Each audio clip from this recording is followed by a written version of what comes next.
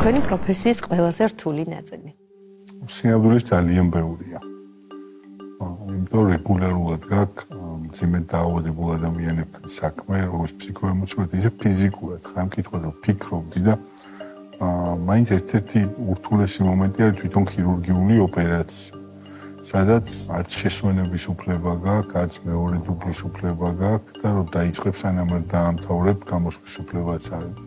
შეიძლება 12, 13, 14, 15 საათი მიმდინარეობდეს ქირურგია, რაც არანორმალურ ფიზიკურ მომზადებას საჭიროებს იმისთვის, რომ ამას როგორღაც გაუძლო. როგორ გახსენდებათ თქვენ მიერ გაკეთებული პირველი ოპერაცია?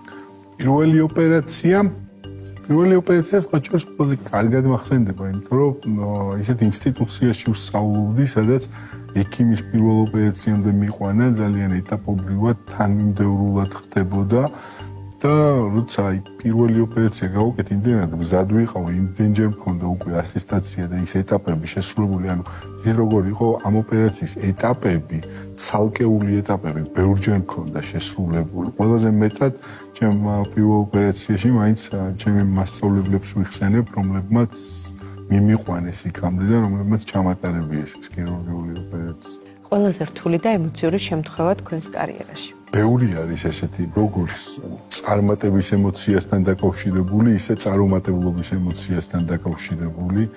არიან პაციენტები, რომლებიც იცი, რომ ვერ გააკეთე ის, რისი გაკეთებაც გინდოდა, გეგმავდი მილიონი დადებითი თუ ეს ობიექტური თუ სუბიექტური მიზეზებიდან გამომდინარე. მაგრამ არსებობს, რა თქმა უნდა, ძალიან ბევრი ემოციური წარმატებული პაციენტებიც, რომლებიც რაღაცა წლების მერე ბრუნდებიან, გიხსენებენ.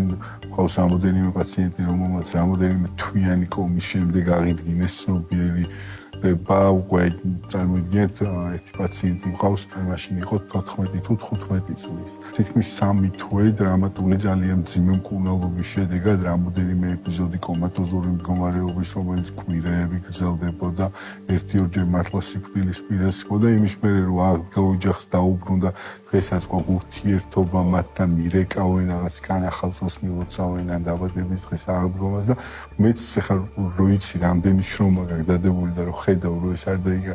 ეს არის თუ ძალიან ისეთი მომენტია, იმიტომ რომ ძალიან პატარა ქვეყანაში და ქალაქში ვცხოვრობ და უცებ შეიძლება მანქანით რაღაცნაირად მივიდიოდა ჩემ მეუღლესთან ერთად და ვიღაცა გადადის და უხიდავ გადადის ქუჩას ეს ჩემი და ოპერაციებია და ეს მომენტი ძალიან ისეთი არის ხოლმე რა საერთოდ იმას გიშვება, თუმცა ერთის მხრივ არ შეიძლება პაციენტი გეცოდებოდეს, იმიტომ რომ როგორც კი სენტიმენტებში ჩართავ ძალიან ცუდ შედეგამდე მიდიხარ, ამიტომ ხისტი პრაგმატული ისეთი გადაწყვეტილებები უნდა მიიღო, თუმცა ყველა ადამიანს ახასიათებს თავის ემოციური ფონი, შინაგანი განცდები და ყოველთვის ყველაზე მეტად გულშემატკივრობ პაციენტს რო ეს ყველაფერი გამოვიდეს, რაც დაგეგმე, აღდგეს, რეაბილიტირდეს, დაუბრუნდეს ცხოვრებას და რაც ყველაზე სამწუხაროა, მედიცინა არ არის აბსოლუტური შედეგით და გარკვეულ პროცენტში არსებობს წარუმატებლობები, ობიექტური თუ სუბიექტური მიზეზების გამო, როცა ჩვენ ვერ ვიძლევით საუკეთესო შედეგს და ამას ძალიან განვიცდით რეალურად.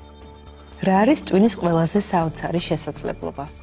ინგლისური ფრაზით შეიძლება ძალიან დიდი ნეიროანატომი იყო, რომელმაც ესეთი ფრაზა თქვა crown jewel of creation and evolution, ანუ მთლიანად თავის ტვინი არის ევოლუციის და კრეაციონიზმის გვირგვინის ყველაზე ნათელი და კაშკაშა ქვა, ასე ვთქვათ, იმიტომ რომ სამყაროში ამაზე ის არ არის სრულყოფილი ორგანო, ჩვენ ძალიან ბევრი წუნი აქვს, ძალიან ბევრი ცუდადებითი და ცრუუარყოფითი პასუხები აქვს გარემოს მიმართ, ასე ვთქვათ, ხშირად ვერ მუშაობს სათანადო დონეზე, ჭედავს, ასე ვთქვათ, არსებობს ეს მომენტიც, მაგრამ მიუხედავად ამისა, ის არის ყველაზე უფრო სრულყოფილი ქმნილება, რაც შექმნილა, რაც კაცობრიობისთვის არის ცნობილი, რომ შექმნილა.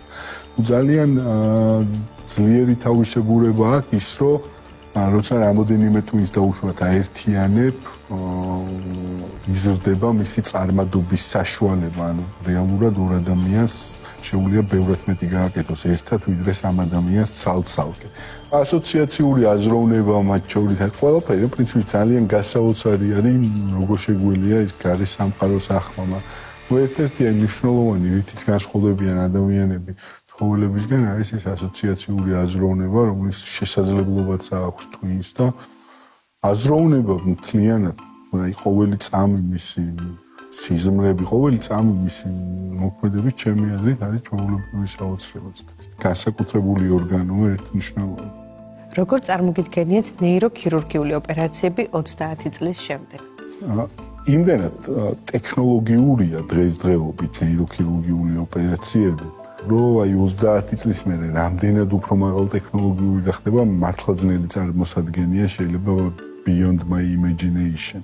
მაგრამ არსებობს ძალიან ტექნოლოგიურია, მათ შორის ხელოვნური ინტელექტი შემოდის ძალიან აქტიურად თუ აგრესიულად, არ ვიცი რა სიტყვას დავარქმევთ, გარდა მაგისა augmented reality, ხო, დამატებითი რეალობა უკვე საოპერაციოში ჩვეულებრივი მომენტია. ჩვენ ძირითადი მასა მაინც ოპერაციების ვაკეთებთ მიკროსკოპის, მიკროქირურგიული ოპერაციები ქვია, რომლებიც ძალიან დიდი გადიდების და სპეციფიური განათების ქვეშ ტარდება და დამატებითი რეალობა უკვე თანამედროვე მიკროსკოპებში ინტეგრირებული არის.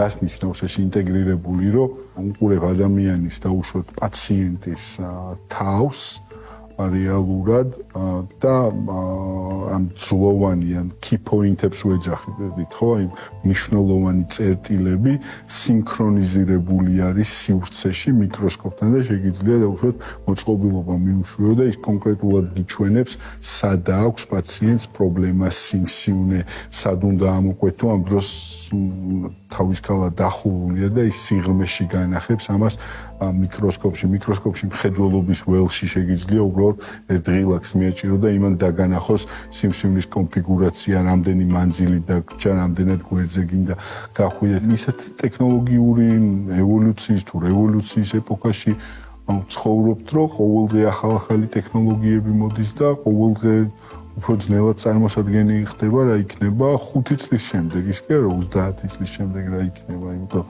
ძალიან ინტენსიურად ვითარდება ეს ყველა. რას ეტყოდით იმუნიტეტის მაყურებელს?